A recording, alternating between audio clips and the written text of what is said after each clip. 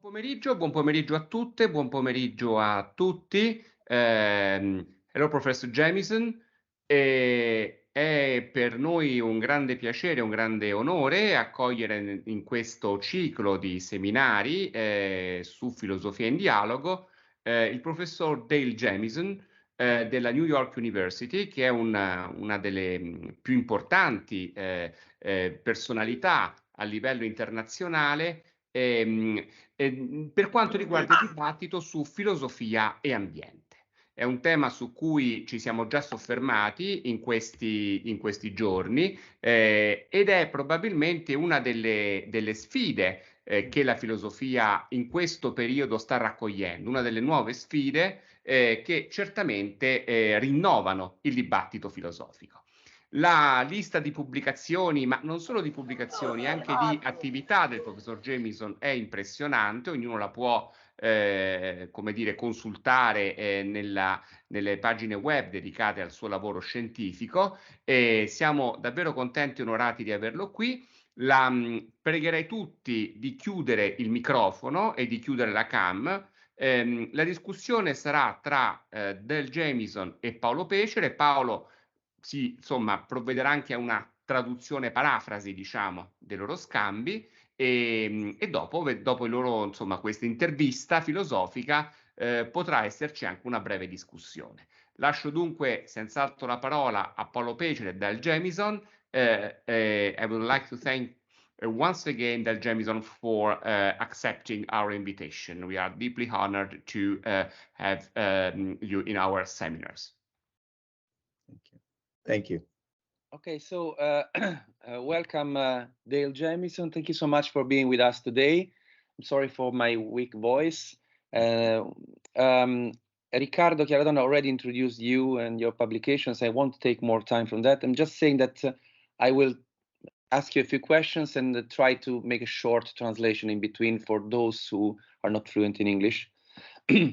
Dunque, buongiorno a tutti, chi ci ascolta, tutti e tutte. Dale Jamieson è già stato introdotto e io anche alla fine di questo incontro magari vi raccomanderò di poi andare a seguire per rafforzare le cose che ascolteremo, le pubblicazioni di Jamieson. C'è un libro, ci sono 2 libri tradotti in italiano, Il tramonto della ragione, adesso ne parleremo all'inizio, per Treccani. C'è anche un libro di racconti che è scritto con una scrittrice, Amore e Antropocene, e poi è autore di un'importantissima introduzione all'etica ambientale, Ethics and the Environment, che si spera sarà tradotto presto in Italia ed sta per comparire una seconda edizione. Dunque, funzionerà così: io ora farò delle domande a Dale Jamieson, lui risponderà e poi insomma faremo forse delle pause in cui io farò una breve, sommaria traduzione consecutiva, sommaria anche per, diciamo, non togliere troppo tempo alla conversazione. Ok, Dale, coming back to you.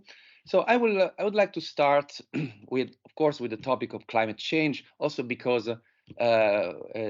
one of those international meetings of climate diplomacy just ended. So it's again something very related to the present. I introduced your book, A Reason in a Dark Time, where you draw the history of climate diplomacy, and you already mentioned a problem, that we have facts, so we have reason, and those are things that you can't skip when you deal with these problems. However, the public opinion is not convinced sometimes for many reasons, and the governments are not acting, are not delivering.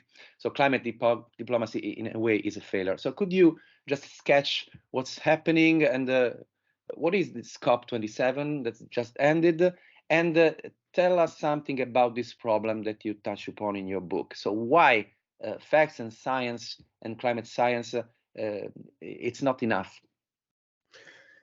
Well, thank you for those questions, Paolo. There's really several different questions here, and I will begin to work through them, but you should stop me at any moment at which we can do some translation.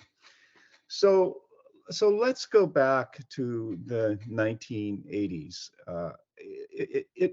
it began to become clear in the scientific community in the 1980s that the carbon dioxide and other greenhouse gases that we were pumping into the atmosphere might have an effect on global climate, and indeed would likely have an effect on global climate. And at that time, in the late 1980s, the United Nations convened first a scientific body called the Intergovernmental Panel on Climate Change, and then also a diplomatic body called the Intergovernmental Negotiating Committee. And the idea was to try to link the science to the negotiations. And this culminated in 1992 at the Rio Earth Summit with the signing of the Framework Convention on Climate Change. Sì, allora ha cominciato a ricordare, ho chiesto insomma che cosa succede con la diplomazia climatica, c'è stato appena il COP27, e di tracciare un po' la storia di questa diplomazia climatica e perché, nonostante il fatto che la scienza del clima presenti ormai dei dati inconfutabili, la diplomazia climatica tende a fallire. E ci ha ricordato Jamieson che è dagli anni 80 del Novecento già che il fatto delle emissioni di anidride carbonica per varie ragioni, l'industria, l'allevamento, il fatto che abbia un impatto sul clima globale è ormai, diciamo, una questione indisputabile tra gli scienziati, e le Nazioni Unite alla fine degli anni 80 istituirono questo International Panel for Climate Change, un organismo proprio deputato alla discussione, alla soluzione di questo problema, e poi questo processo diede inizio a una diplomazia globale. Nel 1992 a Rio ci fu una prima enorme riunione di tutti, insomma non tutti, insomma un numero enorme di governi internazionali per discutere del clima. Now the Framework Convention on Climate Change was ratified by every government in the world. So every government is really a party to this agreement. And the basic structure of the climate negotiations over the last 3 decades have basically been within that context of the Framework Convention. And in fact, in terms of international negotiation, we've accomplished very little in the subsequent 3 decades. The Paris Agreement is, for the most part, just a clarification, really, of the basic concepts in the Framework Convention. A Rio nel 1992 fu sottoscritta una convenzione generale per il mutamento climatico, che poi fu sottoscritta, ratificata da tutti i paesi, da tutti i governi del mondo. Tuttavia, poi nei 30 anni successivi, a tutto questo non è seguito un vero e proprio impegno a poi seguire queste indicazioni. I famosi accordi di Parigi, sempre sul clima, non erano altro che una chiarificazione di quei contenuti che ancora una volta miravano a che i governi poi effettivamente si impegnassero a metterli in pratica. And the basic concepts on which the Framework Convention rests is that every country in the world is committed to stabilizing global climate at a level which prevents dangerous anthropogenic interference with the climate system. We're all committed to that. But the responsibilities among countries are to be common in the sense that all countries are committed to this goal, but differentiated in that different countries have different responsibilities. And in particular, the Framework Convention commits the developed countries, the industrialized countries, the rich countries, to taking the lead in reducing emissions. The idea then being that the developing countries would come up later, and as they continued to develop, would then reduce their emissions.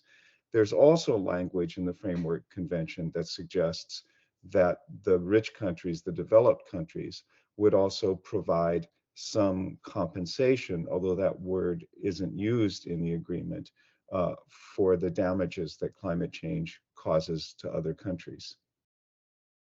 Sì, in questi documenti i paesi si impegnano tutti alla stabilizzazione del clima globale. È un impegno che deve essere un impegno comune e congiunto, naturalmente, visto che il clima è uno solo, e in particolare c'è una questione che viene esplicitamente menzionata, cioè che i paesi in via di sviluppo devono essere aiutati in questo processo, perché i paesi in via di sviluppo, per varie ragioni, devono affrontare un momento di industrializzazione inquinante, ma appunto non sono ancora sviluppati. Questo processo di sviluppo mediante un grande inquinamento appartiene al passato delle potenze industriali e quindi è prevista una qualche compensazione per quanto riguarda i paesi in via di sviluppo per, diciamo, sostenere il loro impegno a inquinare di meno nonostante i loro obiettivi di sviluppo.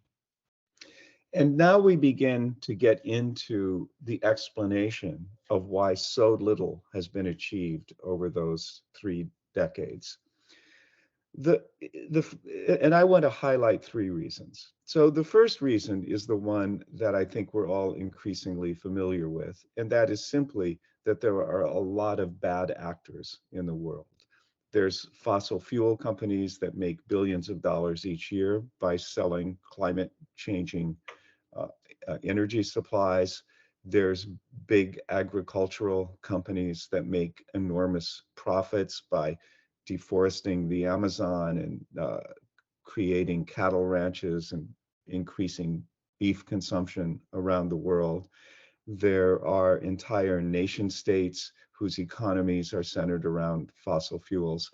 So part of the explanation is certainly that there are bad actors involved that from the very beginning have really attempted to prevent the world from addressing this problem.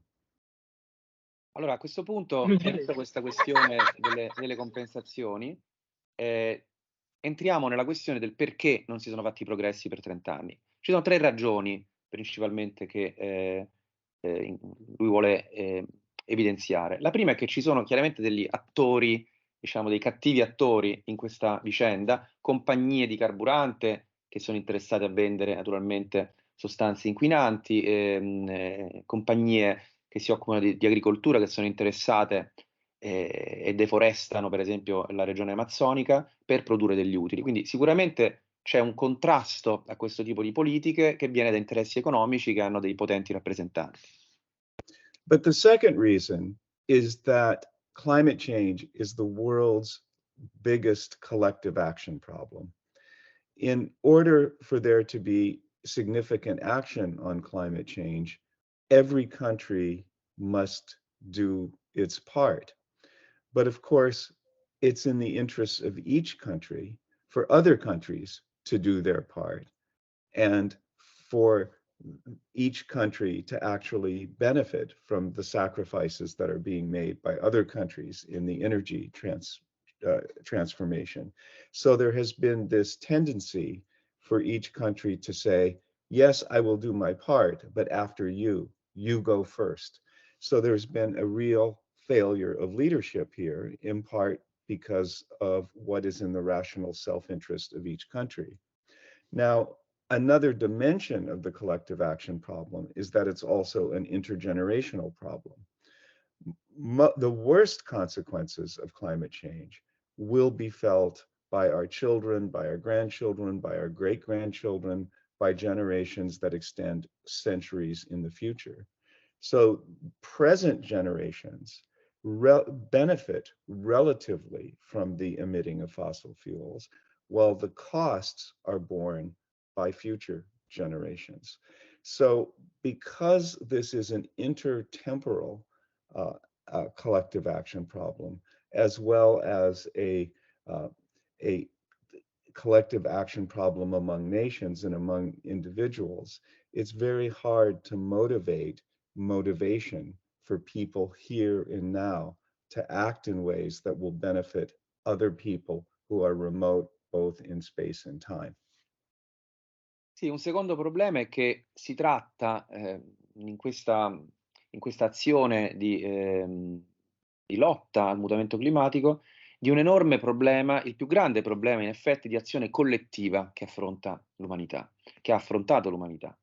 E questo ha una serie di conseguenze. Per un verso c'è stata una tendenza dei diversi governi, perché poi invece il mondo è politicamente diviso, a dire insomma io farò la mia parte in questi impegni, però soltanto dopo che tu hai fatto la tua parte, quindi uno scarico di responsabilità, una iniziativa che non viene presa, che ha mostrato una mancanza di leadership globale.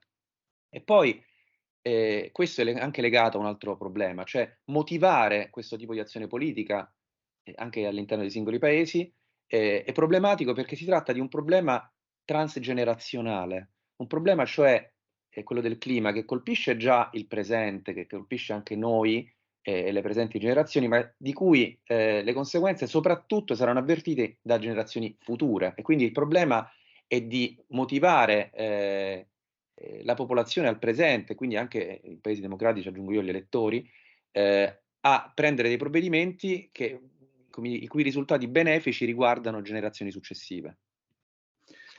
And the third problem begins to seem like a more familiar philosophical problem or philosophical issue, and it has to do with the weakness of reason in motivating action. Essentially, the problem that was identified by the Scottish philosopher David Hume in the 18th century. And if we take this idea and we put a more evolutionary focus on this, evolution built us to respond to rapid movements of middle-sized objects in our visual field. Evolution did not build us to respond to the slow buildup in the atmosphere of odorless, colorless, invisible gases. And that is the problem of climate change. If greenhouse gases, such as carbon dioxide, were some disgustingly horrible color, some awful shade of yellow or green that really thickened the air and diminished visibility and smelled terrible, then we may well have actually responded more effectively to these gases, because in the end, we are visually oriented animals that respond to certain kinds of threats, and other kinds of threats just simply are not salient to us. Il terzo punto, il terzo problema che si pone in tutta questa vicenda è più strettamente filosofico e anche tradizionalmente riconosciuto in filosofia, e cioè la debolezza della ragione. Per esempio, Hume è un filosofo che aveva sottolineato questo, la debolezza della ragione rispetto alle passioni, rispetto alle emozioni. E da un punto di vista evoluzionistico, per ripensare, diciamo, questa faccenda, dobbiamo riconoscere, molti hanno riconosciuto questo, che noi come specie ci siamo evoluti per reagire a pericoli o attrazioni, in generale a oggetti che si muovono, oggetti di taglia media, che si muovono nel nostro campo visivo, nel nostro ambiente circostante. Questo perché potevano essere predatori, cibo, eccetera. Mentre non ci siamo evoluti per reagire efficacemente a movimenti e processi molto lenti e soprattutto a agenti invisibili, come è il caso dei gas serra, come la CO2 che si diffonde nell'atmosfera. E quindi questo, diciamo, rende la materia sfuggente. Se la CO2 fosse un gas con un colore orribile diffuso nell'atmosfera e questo, diciamo, colpisse i nostri sensi, forse le cose starebbero diversamente. And so we come a full circle then with these three reasons. In the United States, we recently had an election in which millions of people around the country who believe in climate change and want something to be done to address this problem voted for candidates who will not address the problem and are effectively climate change deniers. They did this because the climate change issue is not salient to them. It's not visceral to them in the way that fear of crime, resentment of immigrants, and other kinds of issues that appeal more directly to people's emotions. And I suspect the United States is not alone in this respect. Yeah. Per esempio, come conseguenza di tutto questo, adesso, oggi, ci sono state di recente le elezioni negli Stati Uniti, dove milioni di persone che credono al cambiamento climatico, quindi sono consapevoli di questo processo, tuttavia hanno votato per rappresentanti che non si impegnano nella lotta al mutamento climatico, addirittura negano il mutamento climatico. Perché? Perché le esigenze che vengono avvertite con maggiore urgenza sono altre. Sono per esempio appunto il problema dell'immigrazione e altre questioni sociali che vengono percepite come più urgenti da parte degli stessi elettori che potrebbero avere, diciamo, una consapevolezza ambientale. Okay, Paolo, next. Okay, let's go on. adesso fare una domanda invece diciamo sul problema dell'etica animale. So I want to move to again a very philosophical issue. So we are not the only victims, or the future generations of humans won't be the only victims of climate change. Of course, we know that a lot of species of living beings and also animal species are disappearing right now, and indeed the rate of this process is such that we can talk today of going towards a sixth mass extinction.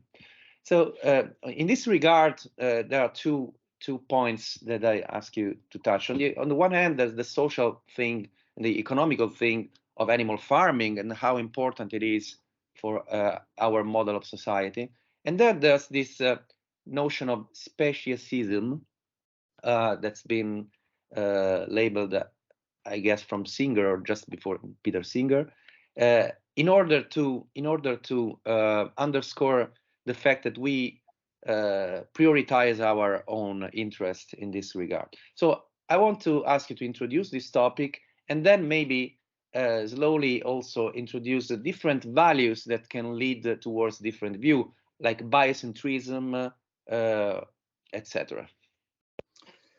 Okay, well, let's begin with animal agriculture, because I think in some ways the threat to us that our own dietary habits pose is one that is not well understood. Okay, cominciamo. Allora, io ho chiesto un po' della questione delle altre specie, cioè il mutamento climatico non ha un impatto soltanto sugli umani e sulle future generazioni di umani, ma anche su altre specie. Il ritmo di estinzione di altre specie viventi sul pianeta, le specie viventi sempre si estinguono da quando esiste il pianeta Terra, è un fatto naturale, ma il ritmo è straordinariamente più elevato, tanto che si va verso quella che si può definire una sesta estinzione di massa, cioè la scomparsa di almeno il 75% delle specie viventi in un determinato momento sul pianeta, cosa che è avvenuta in passato per ragioni geologiche, meteoriti e così via, e invece adesso sta risultando all'azione umana. E quindi ho chiesto a del Jamieson di discutere un po' di come le nostre abitudini, la nostra mentalità ci condizionano nel prendere sul serio anche la nostra responsabilità rispetto agli altri viventi. Il primo punto che Jamieson vuole toccare è quello dell'allevamento di massa e di quanto le nostre abitudini alimentari hanno un impatto che sottostimiamo anche sul clima. So there are different methodologies for attributing greenhouse gas emissions, but according to some methodologies, animal agriculture is responsible for about 1/3 of emissions. And that may sound very surprising, but think of it this way. When you eat meat, when you eat a pound of meat, you are essentially eating many pounds, depending on the kind of meat, but 8 pounds, 15 pounds, 20 pounds of grain that is fed to the animal. How is grain produced in the industrial world? Grain is essentially a product of extremely intense fossil fuel energy that's used to run the industrial devices that are involved in farming, that's used to produce the fertilizer that makes the grain grow, that's used to deliver the water that fertilizes the crops, and so on. So the piece of meat that you're eating, or the hamburger that you're eating, or the prosciutto that you're eating, essentially represents an enormous, embodies an enormous amount of greenhouse gas emissions that have occurred along that supply chain in order to produce that animal-sourced meal. Allora, per analizzare questa situazione, cioè l'impatto dell'allevamento di massa a scopi alimentari, bisogna intanto partire da un dato che può sorprendere, cioè che secondo alcune delle stime che vengono fatte con diverse metodologie, 1/3 delle emissioni di gas serra mondiali dipendono dall'allevamento. Per capire come mai, dobbiamo fare questo tipo di ragionamento. Per ogni parte di carne animale che noi consumiamo, 20 parti corrispondenti di grano vengono consumate e il grano è prodotto attraverso un grande impiego di combustibili fossili per azionare le macchine che servono nell'agricoltura, produrre i fertilizzanti, irrigare i campi. Quindi diciamo in quella concentrazione fisica, diciamo, che è la porzione di carne che viene consumata, c'è dietro un'enorme quantità di sostanza vegetale che richiede un'enorme produzione di emissioni di gas serra. And what this means for the world is that we simply cannot have a global population of 8 billion people that consume meat in the way that meat is consumed, particularly in the United States, Australia, and Canada, but also at European standards as well. Now, there's a lot of attention that's being paid on, say, coal-fired power plants in China and in India and in developing countries. And people are quite aware of the fact that as these countries continue to develop, they have to have a different energy path. They cannot develop using fossil fuels in the way that countries of the West did. And so as a result, we have commitments from China, for example, to basically stop using coal-fired power plants by 2060. That date changes at various times and so on. There's been a lot of interest in those kinds of commitments. But another trend is less noticeable. Currently, Americans, for example, eat 2 to 3 times as much meat as people in China do. And the differential is even greater between Americans and citizens of many other countries. But if you look at the curve of meat consumption in China, it's continuing to go like this. It isn't leading towards the kind of cap in consumption that the Chinese government is committed to with respect to coal and with respect to carbon. But yet this threat of increasing meat consumption in countries like China, combined with the fact that meat consumption in countries like the United States is not declining, and there is no commitment to decline, that this in itself is the second greatest threat to global climate, just simply after the fossil fuel threat. Un altro dato da considerare è questo. Da pochi giorni sappiamo ufficialmente che la popolazione umana sulla Terra è di 8 miliardi di persone e questo 8 miliardi di persone non potrebbe fisicamente essere sostenuto con le abitudini di dieta che caratterizzano per esempio paesi come gli Stati Uniti, l'Australia, il Canada, ma anche molti paesi europei, in termini in particolare di consumo di carne. Questo poi è un dato che va naturalmente associato, come tutte queste questioni, anche a quello che avviene in altri paesi. Ora, il caso della Cina, ad esempio, il consumo di carne medio di uno statunitense è 2-3 volte quello di un cittadino cinese. Tuttavia, il consumo americano non va declinando, mentre il consumo cinese va aumentando, per quanto ancora non si avvicini a quei livelli e per quanto ci siano impegni da tutte le parti di mantenere dei limiti. Il risultato, insomma, globale di tutto questo è che questo tipo di industrie, questo tipo di abitudini diventa la seconda più grande minaccia e anche il problema, diciamo, da arginare per il mutamento climatico dopo il consumo industriale di altre industrie, in generale di mezzi di trasporto e così via, dei combustibili fossili.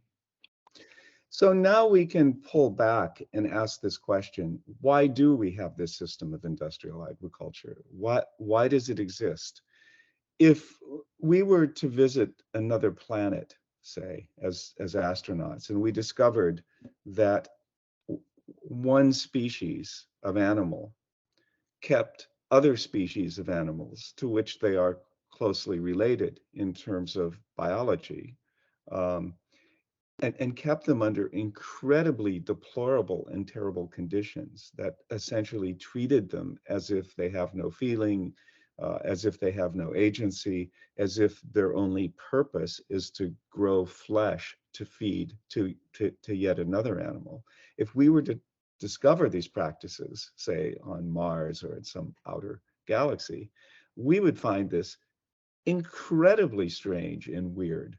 Why do people on those planets, why do these creatures not recognize their kinship with other forms of life that also have feelings, that are also capable of knowledge and so on?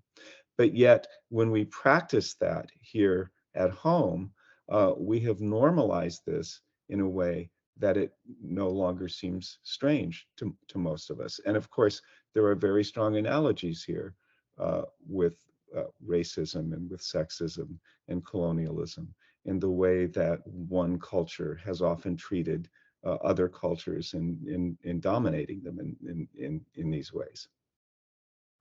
Allora, fatte tutte queste considerazioni sul sistema economico, ci si può domandare perché noi viviamo su un pianeta in cui le cose vanno così. E in effetti si può fare un esperimento mentale, immaginare cioè di andare su un altro pianeta e scoprire su quest'altro pianeta che una specie di animali ne controlla un'altra al punto tale da utilizzare quasi tutti, diciamo, gli individui di quella specie, per quanto questi individui possono avere delle sensazioni, dei sentimenti, una capacità di agire, un'intelligenza, una capacità di conoscere, semplicemente come materia per produrre carne per l'alimentazione.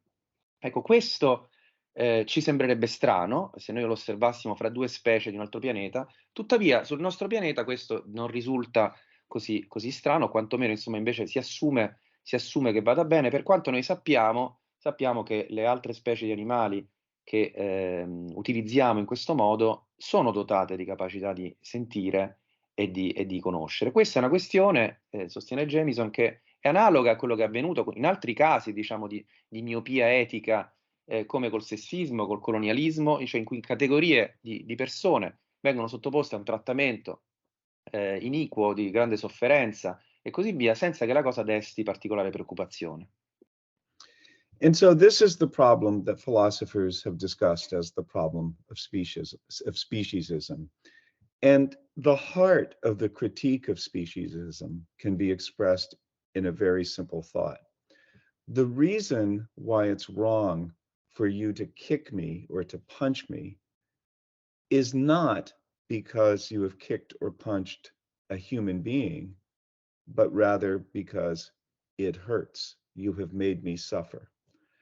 And similarly, the reason why it's wrong to cause pain to other animals is for the same reason, because it hurts, because it causes them to suffer.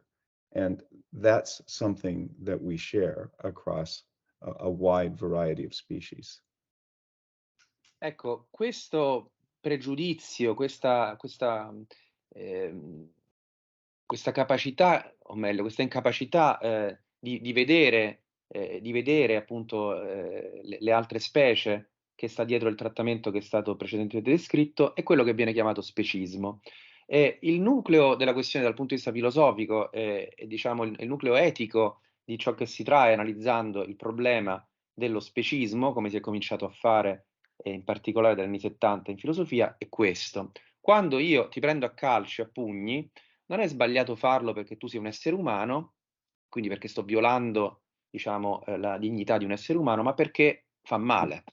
E allora, se questo diventa il criterio, cioè la capacità di provare sofferenza, dolore per una certa azione, questo vale anche per le altre specie esattamente allo stesso modo. Non c'è, diciamo, sul provare dolore per un'azione e quindi giudicarla eticamente sbagliata, una priorità dell'essere umano se il criterio è questo.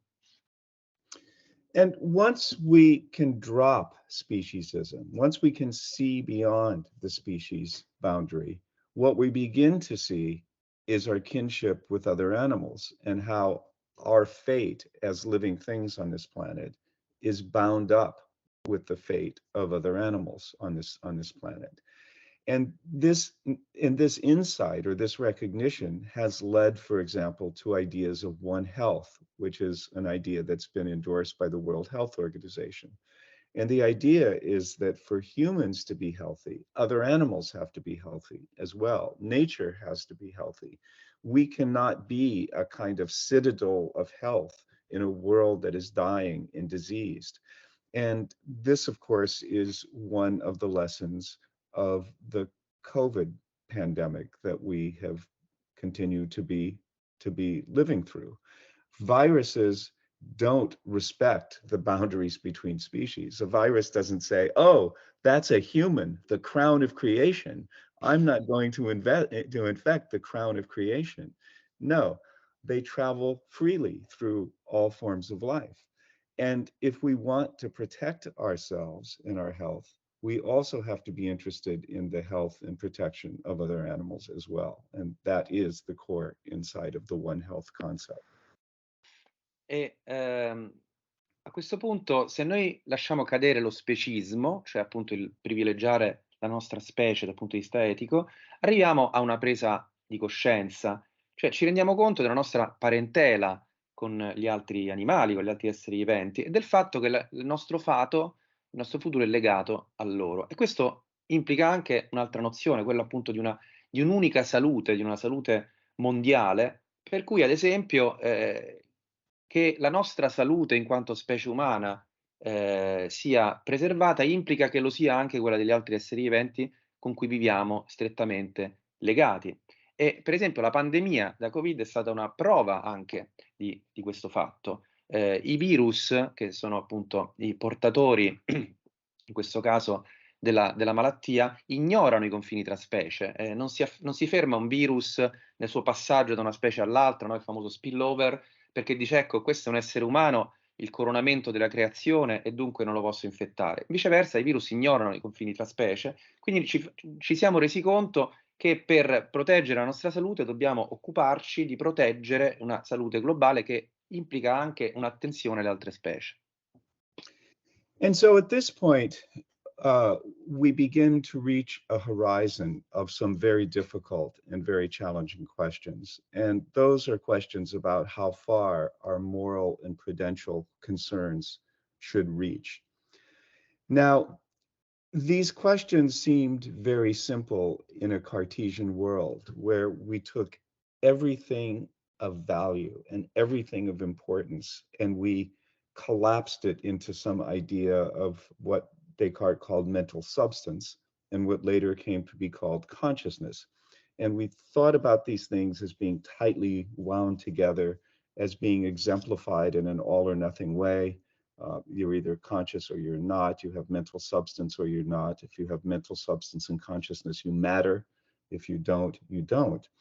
But what we begin to see as we open up to this new world is that the elements that we think of as being the elements of consciousness are very widely distributed in the world, and they don't come as all or nothing packages. So if you just take, for example, the idea of cognition, there's certain aspects of cognition that there's every reason to believe that humans are certainly better at it than any other, at least natural species that we know about. We can calculate, for example, a longer string of prime numbers probably than any other animal can. Although we should note computers can probably calculate an even longer string of prime numbers.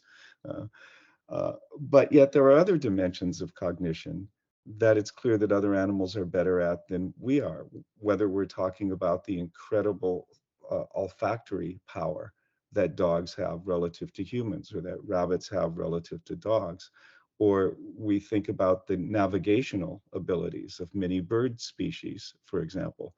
Drop a human to the North Pole and say that you have to get to somewhere in the Southern Hemisphere in order to eat next winter and to breed. And I think most of us would simply languish and die before arriving there. So once we begin to disaggregate all of these things that for the philosophical tradition were all tied up in a single bundle, we begin to see that they're all widely distributed throughout the world and in other species.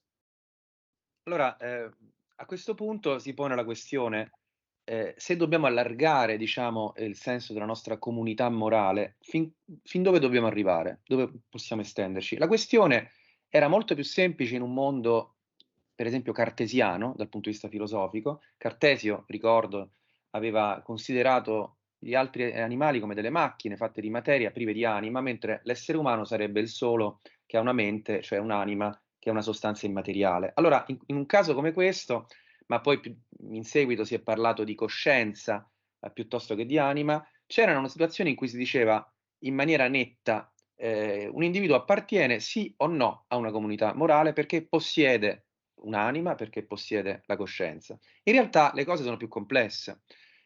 Quando cerchiamo di porre questi questi paletti, diciamo, dal punto di vista della scienza e della filosofia contemporanea, è molto più difficile porre dei confini. Di certo, appunto, non abbiamo più la possibilità di una certezza come quella che ho appena descritto. Ad esempio, prendiamo la conoscenza, la capacità di conoscere. Senz'altro possiamo dire che noi abbiamo delle capacità cognitive in alcuni campi, non so, ad esempio il calcolo, superiore a quella di altri animali, tutti gli altri animali del pianeta, anche se poi, diciamo, un'intelligenza artificiale da questo punto di vista sarebbe più intelligente di noi, però in altri riguardi cognizione è anche la capacità percettiva, e ci sono specie animali che ce ne hanno diverse e superiori alle nostre. Pensate all'olfatto per i cani, o i topi, scusate, i conigli che hanno un olfatto ancora superiore a quello dei cani, o alle capacità di orientamento, la navigazione nello spazio, la capacità degli uccelli migratori di individuare una direzione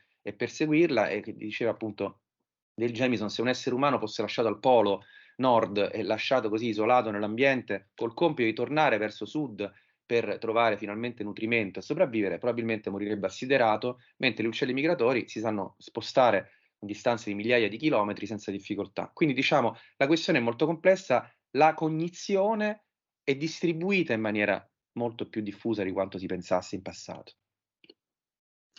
And once we begin to see the world in this way, we also see that these aspects of cognition and sentience and agency seem to go even beyond animals. The Italian biologist Stefano Mancuso, for example, has shown really remarkable capacities that plants have to communicate with each other, to self-medicate in terms of responding to disease threats, to defend themselves against threats, and to actually do all kinds of things that, if they were to occur in animals, certainly in humans, we would ascribe agency and cognition to.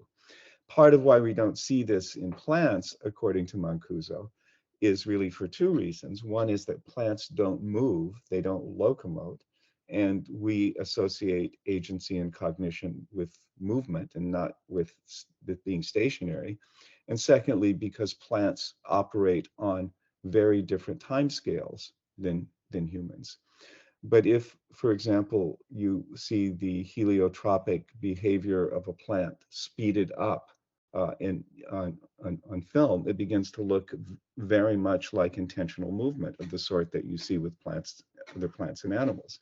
And it is worth remembering here, just anecdotally, that we all know about the sounds of the humpback whales. This has now become a very familiar part of our common knowledge about whales. But even after these sounds were first recorded, the only way it was discovered that they had a pattern, a syntax, and a structure that we might think of as songs were when the tapes were speeded up to become much more extremely rapid. Only then did we begin to perceive that there were melodic patterns here. Because again, the pace at which the humpback whales produce these sounds is in a different time dimension, a different temporal dimension than the way that we're used to hearing patterned sounds. Questo problema di attribuzione delle capacità cognitive va ancora oltre oggi. Di recente si discute anche sulle capacità cognitive delle piante in modo molto diverso nel passato. Tra l'altro domani mattina parleremo anche di questo. Per esempio Stefano Mancuso è uno scienziato italiano che ha lavorato su questi temi, sottolineando appunto le capacità di comunicazione tra le piante, le capacità di autodifesa in presenza di un pericolo, autodifesa nel senso che si innescano dei processi appunto di protezione chimica, di segnalazione di un pericolo, anche di un incendio, e così via, e tante altre capacità percettive. Domani ne parleremo più a fondo.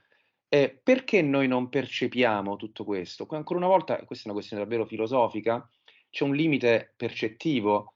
Nel caso delle piante, perché noi siamo abituati a associare l'intelligenza con lo spostarsi nello spazio, con la capacità locomotiva. E in realtà le piante si muovono, però si muovono molto lentamente, e in effetti gli esperimenti condotti di recente portano a vedere dei movimenti intelligenti, chiaramente mirati a degli scopi delle piante, accelerando enormemente le immagini, i filmati di piante. Pensiamo all'eliotropismo, la capacità che hanno delle piante di puntare verso il sole, no? Pensate ai girasoli. Ecco, se vediamo accelerato il video della vita diurna di una pianta, vediamo un movimento che ci sembra rapidissimo. Questo problema del ritmo è essenziale per tanti aspetti che noi non abbiamo percepito a lungo. Anche i famosi canti delle balene, le balene megattere che emettono questi canti, che poi piano piano si è capito che hanno una sorta di strutturazione sintattica. Tutto questo si è capito quando questi suoni sono stati ascoltati in maniera accelerata, perché il ritmo a cui vanno è molto diverso da quello a cui noi siamo abituati, a cui siamo abituati a dare senso nell'articolazione di un discorso. Quindi appunto noi non percepiamo tante di queste capacità perché viviamo, per così dire, diversamente il tempo. And where does this lead to? Yes, exactly. So these are the kinds of ideas then that give rise to ideas of biocentrism. The idea that the moral universe, it goes beyond humans, it goes beyond animals, and indeed goes to at least all living things, and who knows beyond that. But this is a very dizzying world. It's a very complex world, and it's a world in which you know, sort of once we give up the sort of Cartesian view of the mind, once we give up the sort of rationalist tradition that we are sort of uniquely rational creatures whose behavior is driven by reason, and in that way quite different from everything else, then it's a question of trying to construct a new ethic and a new sense of who we are in relation to others. And I have some ideas about that, but we are much more in the space now of feeling our way along and with and of mutual construction. Now, you might think that that's a very uncomfortable place to be, and so we might want to run back to the old philosophical verities. But I think it's pretty clear that we are in a time of collapse in the natural world on which our own existence depends. And arguably, in many respects, we are also, at least in many parts of the world, somewhere in some stage of civilizational collapse as well. So the degree to which finding new ways of thinking about the world and representing the world is optional, as opposed to required for our survival, is not really clear at this point, because it does seem that the road that we have been on in the West for centuries is in some way now coming to an end. Allora, queste considerazioni su quanto distribuite sono le capacità cognitive portano alla tesi del cosiddetto biocentrismo, cioè un'etica basata sul rispetto della vita piuttosto che della semplice umanità, come nell'idea dei diritti umani. Naturalmente questo pone una serie di questioni, perché la situazione è tutt'altro che semplice. Innanzitutto, appunto, poi dire chi è senziente, chi è vivente, pone delle questioni empiriche, per cui la comunità etica da questo punto di vista diventa parzialmente sfumata.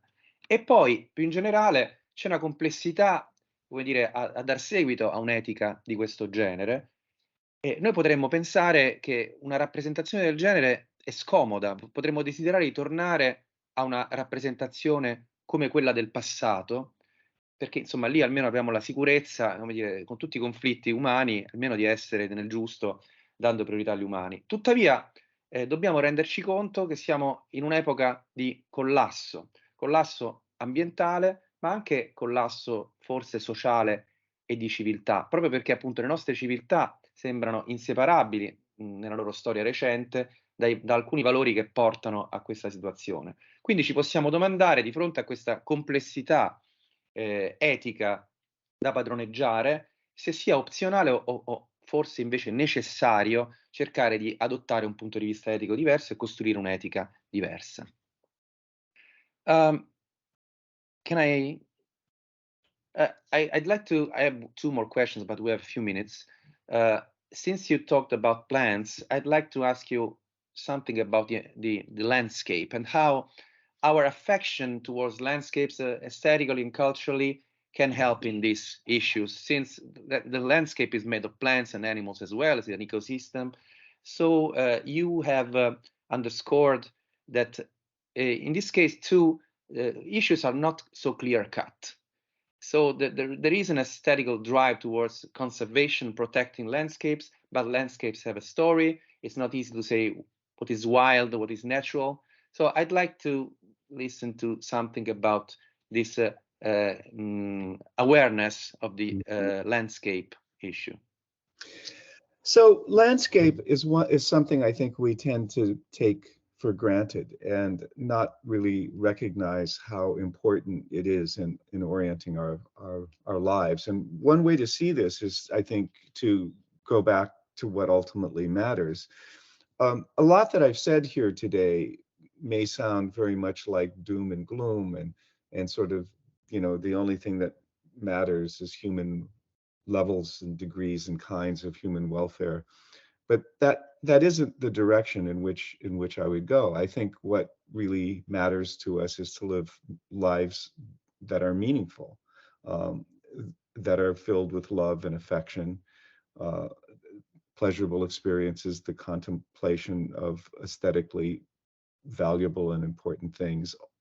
All of these things matter, as well as pleasure and the obvious kinds of welfare.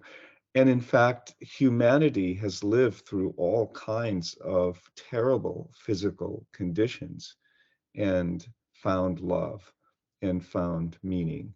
One example I often use is actually if you look at, say, the films of Roberto Rossellini, like Rome Open City as it's translated into English and so on, and you see the state that Rome was in 1945 at the end of World War II, and yet within 10 years, it was clear that life was back and there was joy in everyday life, and there was meaning in everyday life. So I don't mean in any way to be suggesting that the future is bleak and there will be no lives worth living in a climate change world. But then the question becomes, what are the elements of a meaningful life? What are the elements of a good life?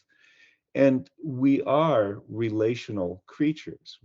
Aristotle was right about this. We are intrinsically relational creatures. We are not social atoms that are self-sufficient, that can find everything in terms of our psychological needs and needs for meaning from within ourselves. And those relations extend to other people, but they also extend to landscapes and to other animals and to plants. We locate ourselves in relation to geography, in relation to topography, in relation to seasons, in relation to weather, in relation to the familiarity of landscapes. Now, the way that I can make this, and by the way, these landscapes don't need to be so-called natural landscapes either.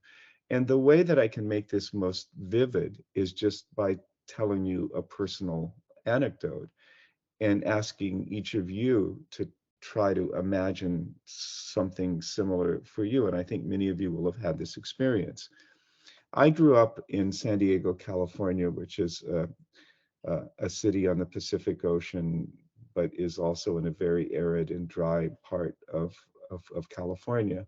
And I left there to live other places many, many, many years ago, although I return regularly.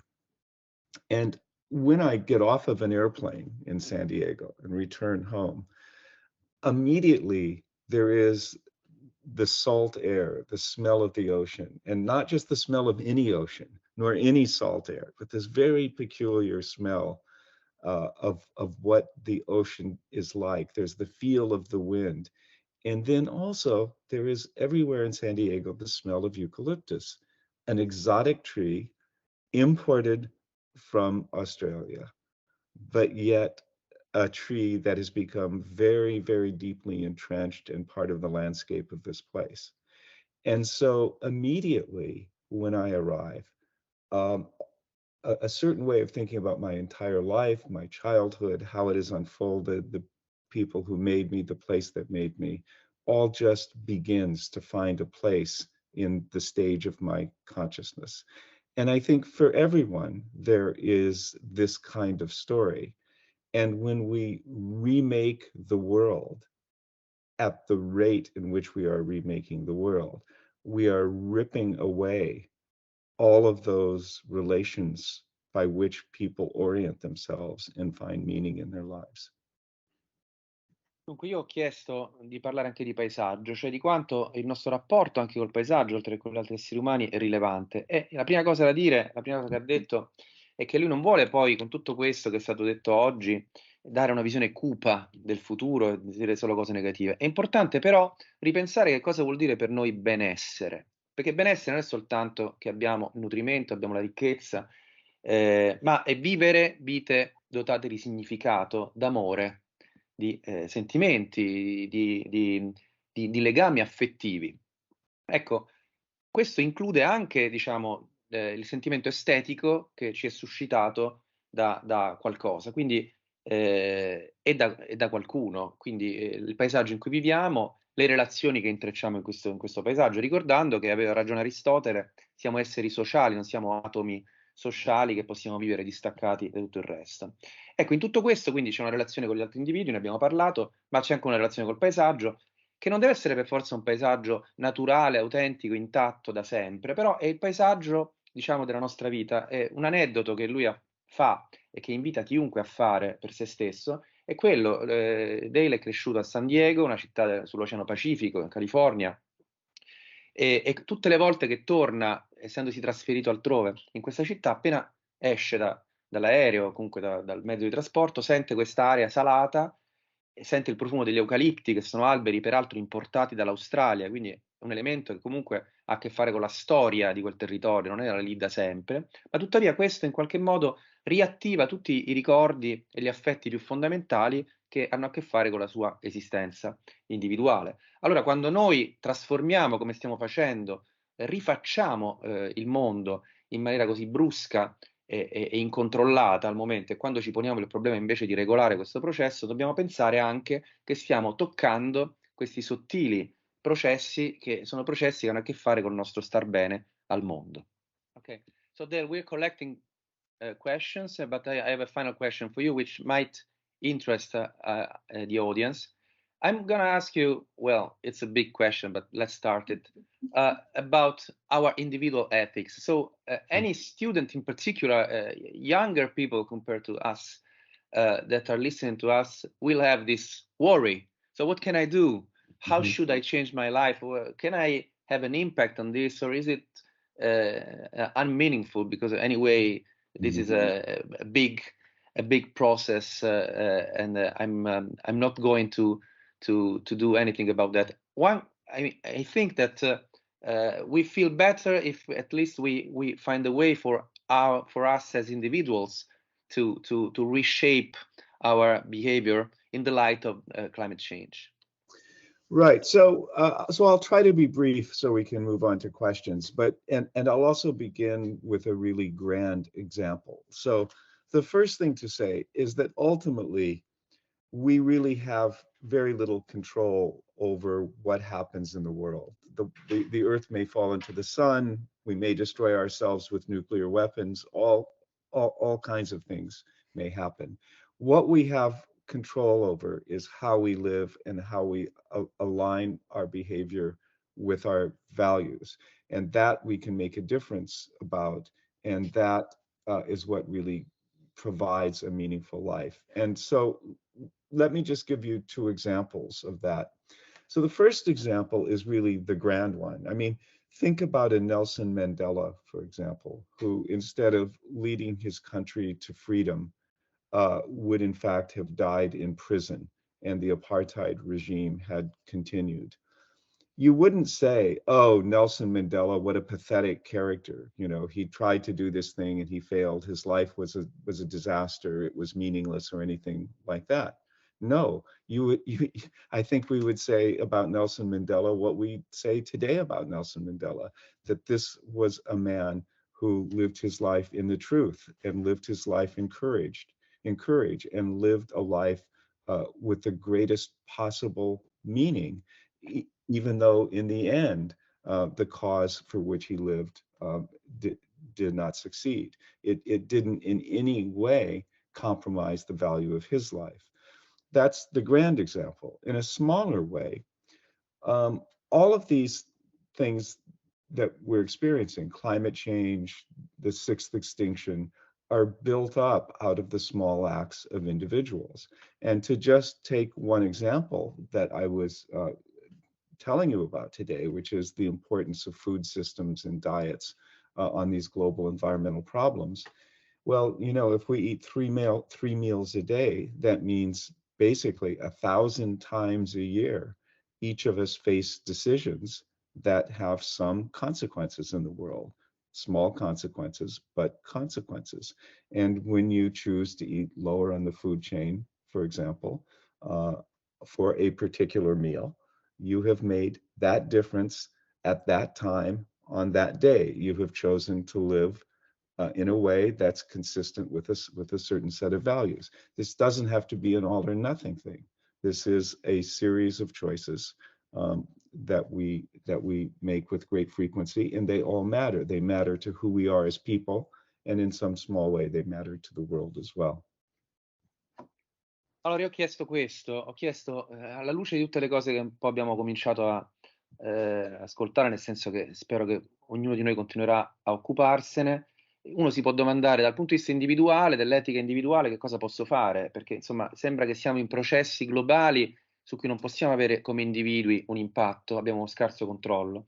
E come possiamo regolarci? Allora, la risposta è che questa, cioè, senz'altro noi abbiamo poco controllo sulle sorti dell'umanità, se per questo potrebbe esserci una catastrofe nucleare e poi a un certo punto ci sarà la Terra che collassa nel Sole. Tuttavia questo non vuol dire che come individui non dobbiamo e non possiamo cercare di fare delle scelte etiche che mirino nella direzione giusta e oltretutto diano senso alle nostre vite. E vi ho fatto due esempi.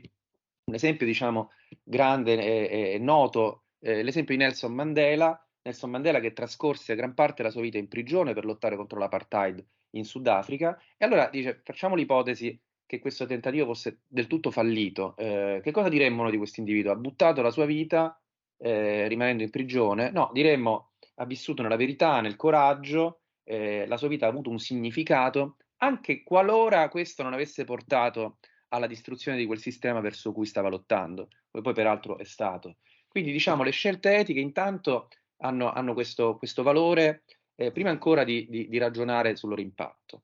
E poi c'è l'impatto effettivo. Le nostre scelte individuali comunque fanno la differenza. Tutti i processi globali di cui si è parlato oggi, per esempio l'industria dell'alimentazione, ruotano intorno a un asse, diciamo, individuale. E qui appunto Dell è tornato sulla questione del sistema dell'alimentazione, della dieta. Bisogna ricordare come individui che noi facciamo, non so, 3 pasti al giorno, quindi vuol dire 1000 l'anno più o meno, e in ognuno di questi casi facciamo una scelta, prendiamo una decisione, e se questa decisione è di nutrirci attingendo più in basso nella catena alimentare, cioè diciamo partendo dal vegetale, al di là dell'effetto diciamo di questo sul piano dell'inquinamento o piuttosto della questione etica degli animali coinvolti, sicuramente noi facciamo una differenza e la nostra vita da questo punto di vista assume anche un significato, la nostra scelta fa parte di quello che noi siamo, e questo non deve essere necessariamente un tutto o niente, diciamo, già modificare parzialmente le nostre abitudini è qualcosa.